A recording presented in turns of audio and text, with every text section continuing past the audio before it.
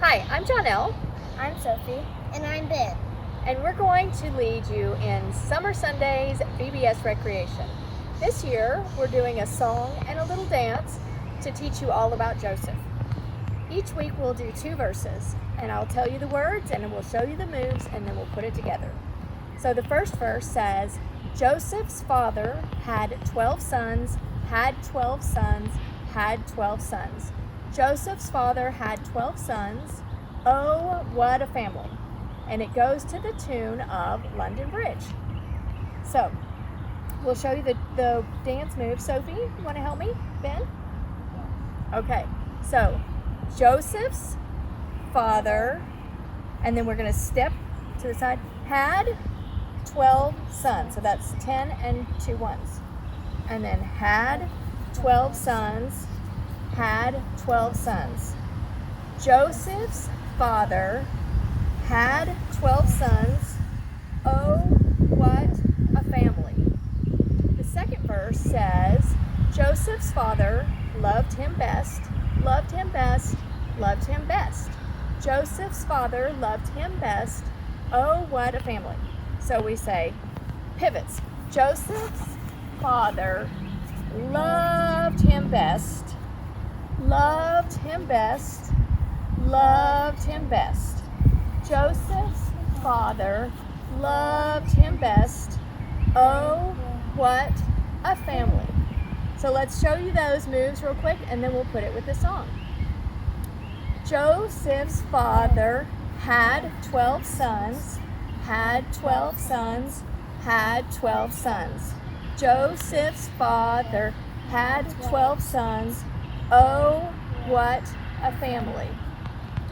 Joseph's father loved him best, loved him best, loved him best. Joseph's father loved him best. Oh, what a family. So that's all for the first week. Now let's put it to music. Joseph's father had 12 sons, had 12 sons, had 12 sons. Joseph's father had 12 sons. Oh, what a family. Joseph's father loved him best, loved him best, loved him best. Joseph's father loved him best. Oh, what a family. And that's all for this week. So next week, we'll learn the next 2 verses and we'll put them together. Hope you guys have a great week. Bye. Hi, and welcome to Summer Sundays and VBS from Brenthaven, Cumberland Presbyterian Church. We are so happy that you are joining us for this amazing 6-week Vacation Bible School at-home edition 2020. So normally we would be at church and we would have Sunday school in which we would be covering the Joseph story, and we would have an amazing VBS, and we had an amazing VBS planned. So we had an awesome Olympics themed Vacation Bible School planned for the 2020 Olympics, which were going to be this summer. Well, they've pushed back the Olympics to 2021, and so we've pushed that VBS back to 2021 as well. But for this time, we are going to have 6 weeks of Vacation Bible School from home. We are going to have a video released every week, and it's going to have amazing things embedded in it. So you'll still get science, you'll still get recreation, you'll still get art, you will still get puppets. The puppets won't be here this week, but they will be here next week. You better tune in. And so you are still going to have all of the great things about Vacation Bible School just from home. So get ready. We are so glad you're here. We miss you. Hopefully this is a great way for us to connect and still learn about Joseph, which would have been our Sunday school, and learn everything that God wants us to learn about our relationship with him. So let's get started. So this week is week 1. And like I said, we're doing the Joseph story, which is found in the book of Genesis. So we're going to study Genesis 37, verses 1 through 4. There's a lot packed in verses 1 through 4. So it doesn't seem like very much, but there's a lot going on. So let's get started. before we talk about Joseph and his fabulous, fabulous colorful coat, we need to talk about who Joseph's family was. So, Joseph's great-grandfather is Abraham. And you may remember learning about Father Abraham from previous stories. So Abraham was a man who had no children, but God promised him, you will be the father of a great nation. You will have many descendants. What that means is children and grandchildren and great-grandchildren and great-great-grandchildren and great-great-great-great-grandchildren, and on and on and on. In fact, you will have so many children and great-grandchildren and great-great-great-grandchildren. There will be as many of them as there are stars in the sky at night. That's a lot of people. And Abraham said, God, how can that possibly be? I don't even have one kid. How can I have as many children and great-grandchildren and great-great-grandchildren as there are stars in the sky? And God said, hold on. So when Abraham was about 100 years old, so just think about that for a second. When Abraham was at about 100 years old, he had Isaac. His wife, Sarah, had Isaac. And then Isaac grows up, and he has a kid of his own, and that's Jacob. Now, Jacob is the dad in our story. Jacob is going to be an important person. So let's talk about where Jacob lived. When Jacob was old enough to kind of move out on his own, when he was an adult, he moves to the land of Canaan. Where's Canaan? So Canaan is shown in this map. It's in the middle. So Canaan is near what we now call Israel, or you can see where Jerusalem is. And very important for our story is we will soon be talking about Egypt in a couple weeks. So you can kind of see where Egypt is on the map. Can you point to it? Can you point to it? Maybe your parents can help you out. All right. So what does Canaan look like? What is Canaan like? This is where Jacob and his family is going to live. What does it look like? This is what it looks like. Isn't it beautiful? So Canaan is kind of a unique place because it's gorgeous. It's a beautiful picture, but it's kind of a mixture of land. You've got rocky, sandy land, and you've got green grass where you can farm. So it's kind of a mixture. The land doesn't look universally the same. It's kind of all mixed in together. Now, Jacob, our father, remember, he's the dad in the story. He doesn't have just one son, or not even just two sons, or not even just three sons. Jacob has 12 sons. 12 sons. Can you imagine being in a family that had 12 kids? That's a lot of kids. So, 12 sons of Jacob. And there's a lot of them. So you have Reuben, you have Simeon, you have Levi, you have Judah, you have Dan, you have Naphtali, you have Gad, you've got Asher, you've got Issachar, you've got Zebulun, you've got Joseph, lucky number 11, that's our guy, Joseph, and you have Benjamin. And so the 12 sons of Jacob. And these are going to form the 12 tribes of Israel. So each son is going to form his own tribe, and they're going to be the leaders of Israel. Okay? This is an important family. So they lived together in Canaan. And this is what they would have looked like. They would live in tents. They would move around every once in a while. They would all live together. So Jacob and his 12 sons, and if the 12 sons were married, their wives and their children would all kind of live together in a community. And they would eat together and celebrate together. And they were a very close family. Okay? But there's going to be a little bit of drama. Okay? So Jacob and his sons were all shepherds. Look at the sheep. Aren't they cute? They were all shepherds, and they would help the sheep. Now remember, if you remember back to our picture of Canaan, Canaan has some great places for sheep, lots of grass and lots of trees, but there's also some really rocky, sandy places. And so the sheep would have to kind of move around, and so the shepherds would have to move them around. Okay? But you can see the sheep would follow. The shepherd would say, let's go this way, and the sheep would follow. They want to be with their shepherd because their shepherd protects them, they keep them safe, and sometimes they give them food. Isn't that cute? I want to feed a sheep. So cute. So Joseph and his brothers were all shepherds. Well, one day, and the Bible doesn't give us a whole lot of detail here, but one day the shepherds, all the brothers, had taken the sheep and they had traveled off to get to where some grass was. And Joseph had gone with them. And you can see Joseph, he's kind of in the back. Do you see him sneaking in the orange? And he's trying to listen like good little brothers do.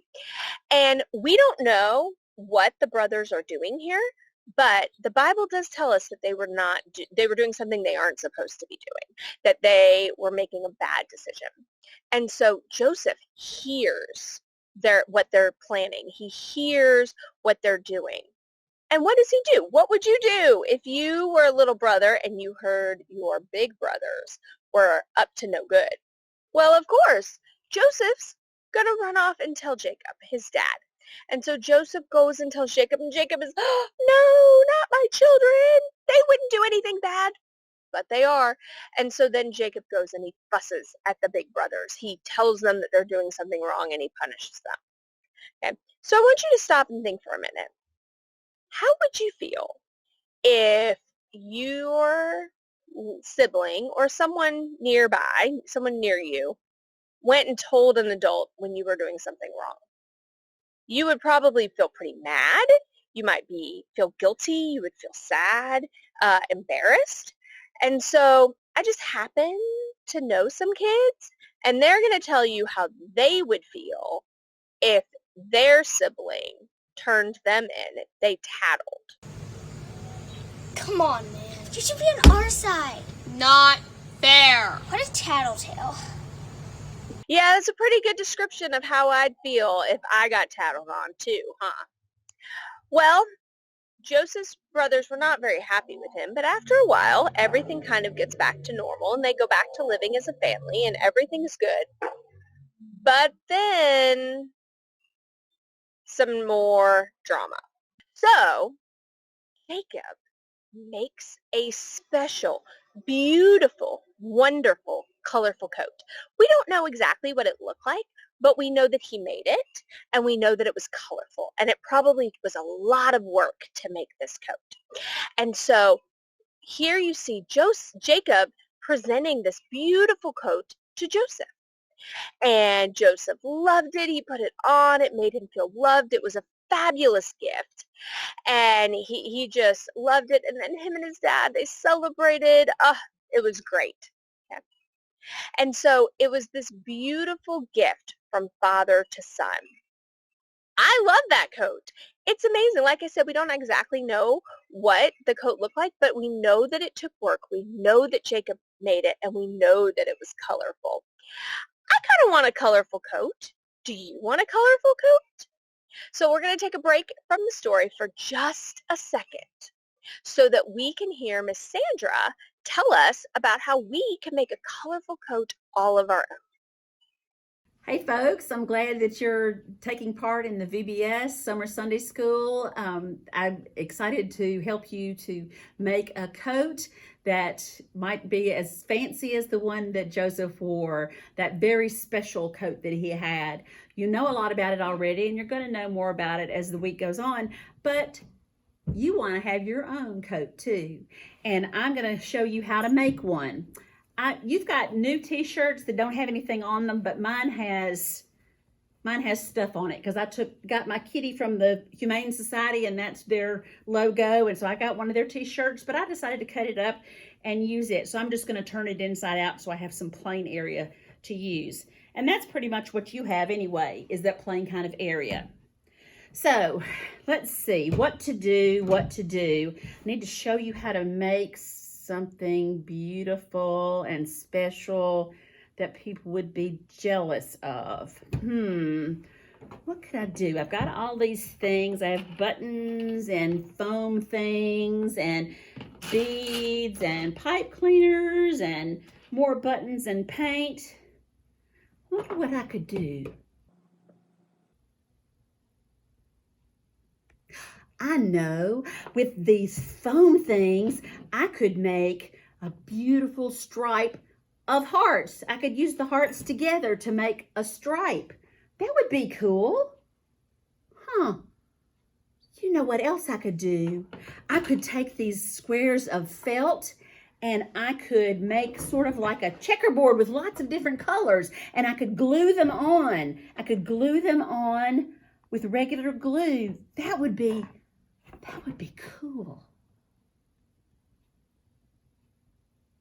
You know, another thing that I could do, I could make a big flower for one side of my shirt.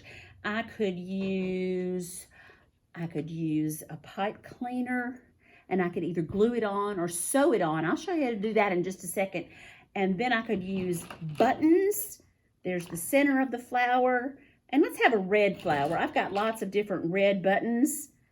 That would be cool. Here are some leaf buttons too. Yeah, that has possibilities.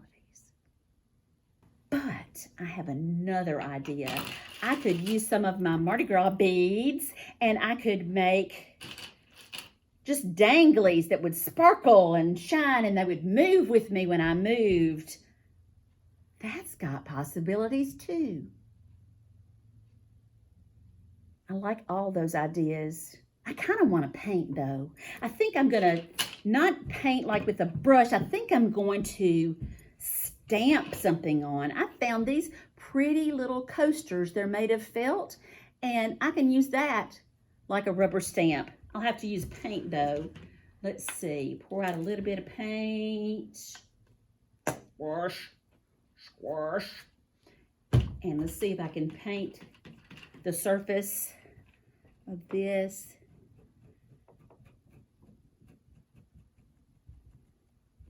And I could do the whole thing and do it beautifully, but I'm going to show you just what it looks like on this little piece right here. So here's just a sample. Push it down without moving it, and then lift it up. That's a mess. That's not nearly as pretty as I thought it was going to be. I guess I'm going to have to use more paint.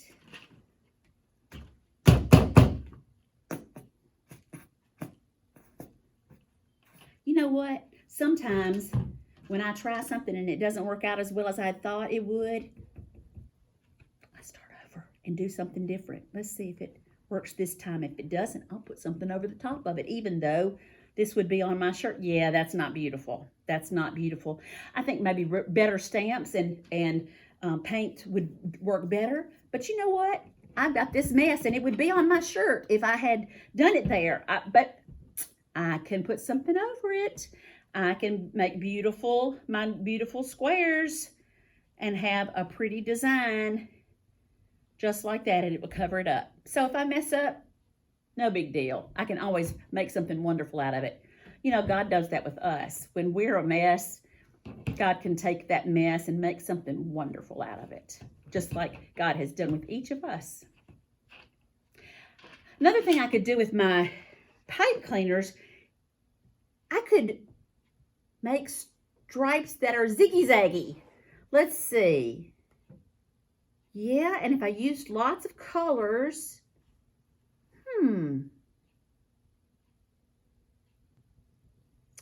you know, some things you might want to sew onto your coat. If you have a needle and thread, you're good to go. And I do. So I'm going to put a knot at the end of my thread.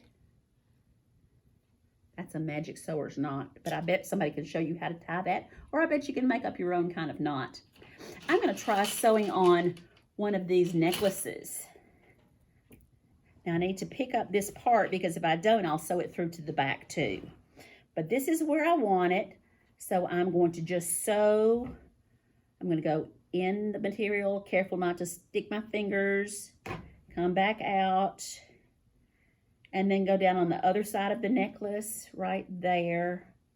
And let's see if that does what I want it to do.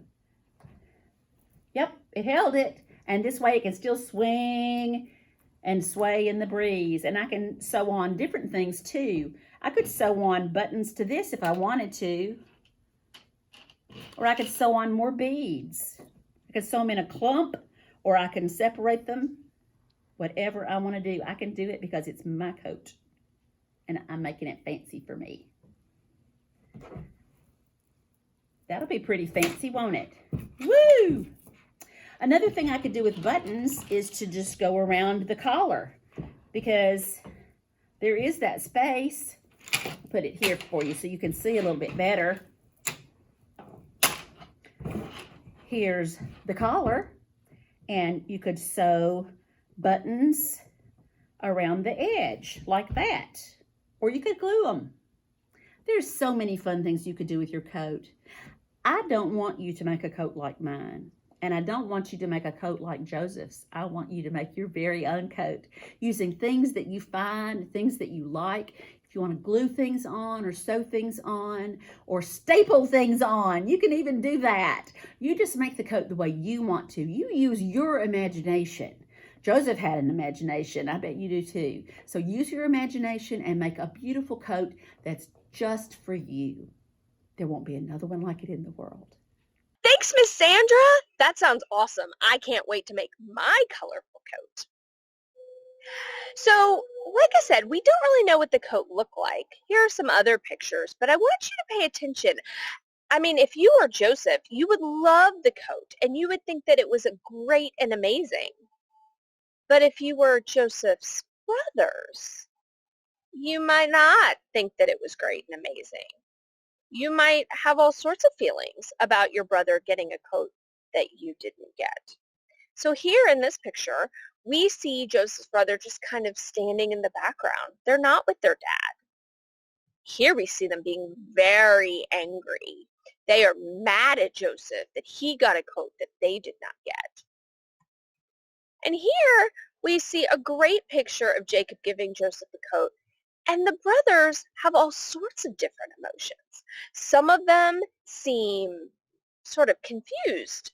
Well, why did Joseph get a coat that I didn't get? Some of them seem mad, angry, jealous. So the brothers had all sorts of emotions. Now, I asked the kids to imagine how they would feel if somebody got a coat or an awesome, amazing present, something they really wanted, and it wasn't their birthday and it wasn't Christmas. How would they feel if their brother or sister or someone close to them got an amazing gift and they didn't get anything? So let's see how the kids reacted. Why don't I get one? I want it too! Not fair. That's right. You would be probably pretty angry, pretty mad, have lots of jealousy and confusion. When we feel those kinds of emotions, a lot of times they can sort of build up in us and, build up and build up and build up until we sort of explode. So we're going to go now. We're going to take a quick break in the story. We're going to go now to Miss Shala, who is with Science, and she is going to show us exactly how those kinds of emotions can have an effect on how we feel when we feel jealousy and anger and sadness. Thanks, Deborah. Today's story about Joseph and his brothers is very, very intriguing. It's amazing how angry they became when Joseph's father gave him that special coat. Sometimes we call conflicts between people friction. But friction is really a scientific word. And today in science, we're going to study the scientific principle of friction. Friction is a force created when two objects rub against each other. We can see differences in the amount of friction that different substances make. For example, wax paper is very smooth. And so if we put it on 2 blocks and rub them together, they move very freely. And listen, they don't make very much sound. But if we put sandpaper on 2 blocks, that creates a lot of friction. And we will hear that as the vibration that creates sound. If we keep rubbing them together, they will finally produce heat. Ooh. But friction created by movement is called kinetic friction. But there's also static friction made by objects that stay still. This is rice that I have poured into this plastic bottle. And I can actually lift this bottle with 1 chopstick or pencil by using static friction.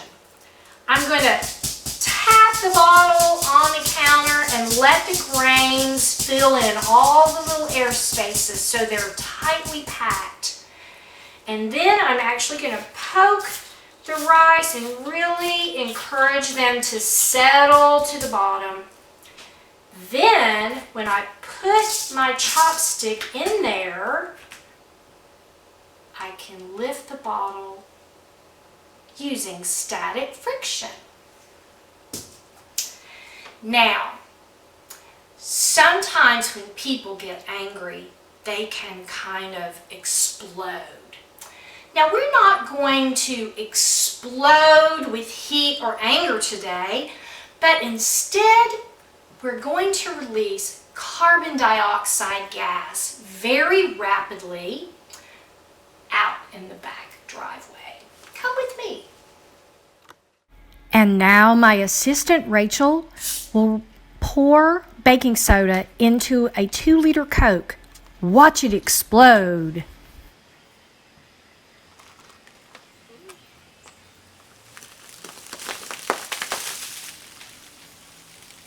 That was amazing, Rachel. I hope you enjoyed today's science lesson. Now back to our story of Joseph. Shala, what an amazing image of science. Wow, did you see that explosion? Did you see how high it went? Wow, I don't want emotions to build up in me like that. That was really explosive. And the sandpaper, you could hear the friction. Oh my goodness, when you read the Bible of this part, the brothers felt such emotion, such friction. In fact, the Bible tells us that the brothers were so angry with Joseph, they couldn't even talk to him. That's how angry they were. You know, that's like that sandpaper friction. This is an emotion that lots of siblings have, where they feel sort of angry with each other. So we are going to take a quick bonus break and go see Miss Cheryl for a second, who's going to read us an awesome story. Hi, kids. Good to see you. Miss Cheryl's going to send you hugs, okay? Hugs. I miss you all. I get to read you a book today, and you know how I love doing that. This is a Judy Blume book, which is a favorite author, and it's called The Pain and the Great One. The Pain and the Great One. And as I read it, think about Joseph, and think about those brothers of his, or even think about your own life, and if you have a brother or a sister, and what that can be like. This is, again, written by Judy Blume, and it's illustrated by Irene Trivis. All right, so let's begin. The Pain and the Great One. And the first chapter is about the pain. My brother's a pain. He won't get out of bed in the morning. Mom has to carry him into the kitchen. He opens his eyes when he smells his cornflakes. He should get dressed himself. He's 6. He's in 1st grade. But he's so pokey. Daddy has to help him or he'd never be ready in time and he'd miss the bus. He cries if I leave without him. Then Mom gets mad, yells at me, which is another reason why my brother's a pain. He's got to be the first to show Mom his schoolwork. She says ooh and ah over all his pictures, which really aren't great at all, but just ordinary, first grade stuff. At dinner, he picks at his food. He's not supposed to get dessert if he doesn't eat his meat, but he always gets it anyway. When he takes a bath, my brother, the pain, powders the whole bathroom and never gets his face clean. Daddy says he's learning to take care of himself. I say he's a slob. My brother, the pain, is 2 years younger than me, so how come he gets to stay up as late as I do? Which isn't really late enough for somebody in 3rd grade anyway. I asked Mom and Dad about that. They said, you're right. You are older. You should stay up later. So they tucked the pain into bed. I could not wait for the fun to begin. I waited and waited and waited. But Daddy and Mom just sat there reading books. Finally, I shouted, I'm going to bed. Well, we thought you wanted to stay up later, they said. I did. But without the pain, there's nothing to do. Remember that tomorrow, Mom said. And she smiled. But the next day, my brother was a pain again. When I got a phone call, he danced all around me, singing stupid songs at the top of his lungs. Why does he have to act that way? And why does he always want to be the garbage man? When I build a city out of blocks, who needs him knocking down buildings with his dumb old trucks? And I would really like to know why the cat sleeps on the pain's bed instead of mine. I mean, especially since I am the one who feeds her. That is the meanest thing of all. I don't understand how Mom can say the pain is lovable. She's always kissing him and hugging him and doing disgusting things like that. And Daddy says the pain is just what they always wanted. Yuck. I think they love him better than me. The next chapter is called The Great One.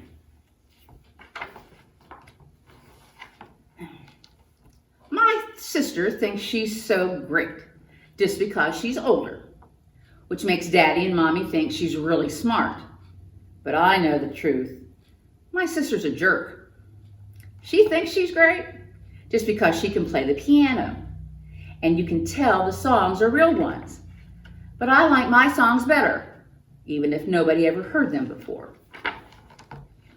My sister thinks she's so great just because she can work the can opener, which means she gets to feed the cat, which means the cat likes her better than me, just because she feeds her.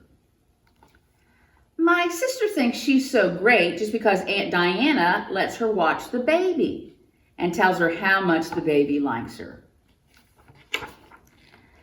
And all this time, the baby is sleeping in my dresser drawer, which Mom has fixed up like a bed for when the baby comes to visit, and I'm not supposed to touch him, even if he's in my drawer and gets changed on my bed. My sister thinks she's so great just because she can remember phone numbers. And when she dials, she never gets the wrong person. And when she has her friends over, they build whole cities out of blocks. I like to be the garbage man. I zoom my trucks all around, so what if I knock down some of her buildings? It's not fair that she always gets to use the blocks. I told Daddy and Mom. They said, you're right. Today you can use the blocks all by yourself. I'm going to build a whole city without you, I told the Great One. Go ahead, she said. Go build a whole state without me. See if I care. So I did. I built a whole country all by myself. Only it's not the funnest thing to play blocks alone. Because when I zoomed my trucks around and knocked down buildings, nobody cared but me. Remember that tomorrow, Mom said, when I told her I was through playing blocks. But the next day, we went swimming. I can't stand my sister when we go swimming. She thinks she's so great just because she can swim and dive and isn't afraid to put her face in the water. I'm scared to put mine in. So she calls me a baby, which is why I have to spit water at her and pull her hair and even pinch her sometimes. And I don't think it's fair for Mom and Daddy to yell at me because none of it's my fault, but they yell at me anyway. Then Mom hugs my sister and messes with her hair and does other disgusting things like that. And Daddy says the great one is just what they always wanted. Yuck. I think they love her better than me. Does this make you think of our Bible story today? About Joseph and those brothers of his? Wonder if they're like this story, the pain and the great one. What do you think? Thanks, Miss Cheryl.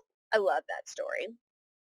So the lesson that we want you to learn about this week's story is that absolutely nothing can get between us and God's love. Nothing. Not one thing. Absolutely nothing. Nada. Nothing. Nothing can get between us and God's love. So we're going to see that in the coming weeks as Joseph, lots of things are going to happen to Joseph, but nothing separates him from God. God is with him all the time. God is with his brothers when they're feeling angry and sad and jealous.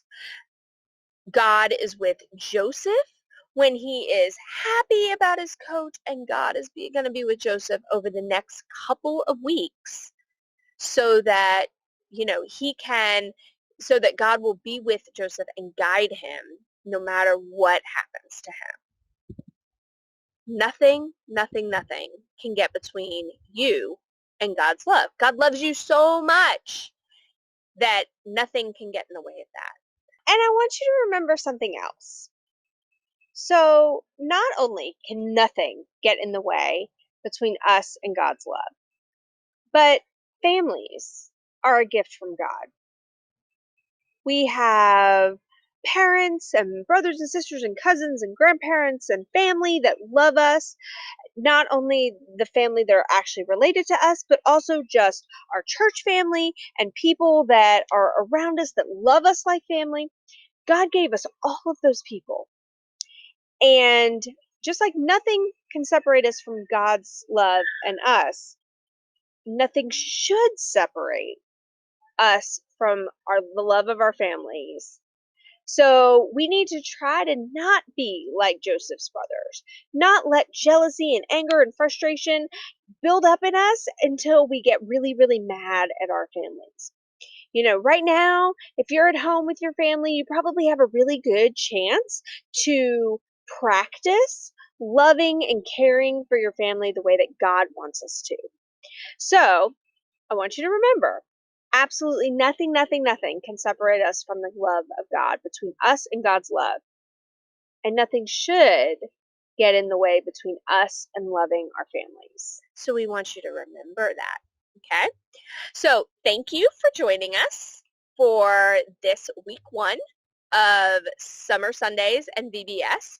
If you participate in the activities, we would love to see some pictures. So feel free to email those to the church. We would love to see pictures of your family participating in Summer Sundays and VBS. We want to see you, and we might just put some of them in some of the future videos so we can all see each other. Be great. Okay. Summer Sundays and VBS. This is week 1. Don't forget to come back for week 2. The puppets will be here. And, you guys, we have some amazing activities planned. So Thank you for joining us. We love you so much, and we'll see you next week. Bye!